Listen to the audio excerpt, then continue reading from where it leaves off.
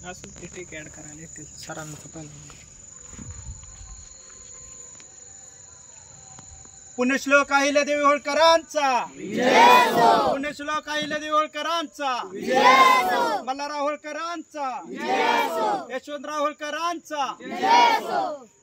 काल मुंबईमध्ये आंदोलनाला बसताना जरांगे पाटलांची जीभ धनगर समाजाविषयी घसरली आणि त्यांनी धनगर समाजाच्या गांडीत लाकूड घालण्याची गोष्ट सरकारच्या किंवा कशाच्याही मताने केली, परंतु त्यांच्या बोलण्याचा हेतू हा धनगर समाजाला एकदम कमी लेखण्याचा होता.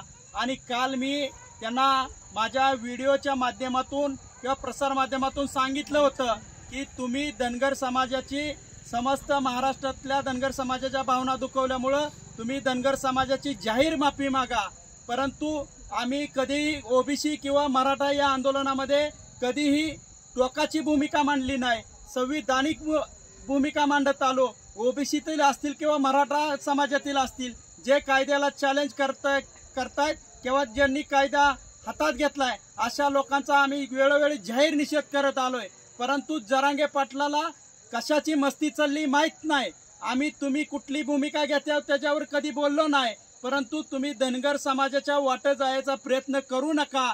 त्या तुम्ही सरकारने आमच्यामध्ये लाकडं घातली, परंतु तुम्ही आमच्यामध्ये लोखंडी सळया घातल्या. कैलास बोराट्याला तुम्ही जिवंत असं खाली पाडून त्याला तापत्या सळईनं चटके देण्याचं काम केलं. पाठीमागच्या 2 महिन्यामध्ये मी त्यांच्या कैलासच्या घरी जाऊन आलो, त्याच्या तब्येतीची चौकशी केली, परंतु त्याच्या मांडीच्या आणि या पोटाच्या जखमा भरलेल्या नाहीत. 2-2 बोट बसतील एवढ्या खाली जखमा आहेत. आणि गेल्या 1 वर्षभरापासून तो कैलास असह्य वेदना भोगतोय.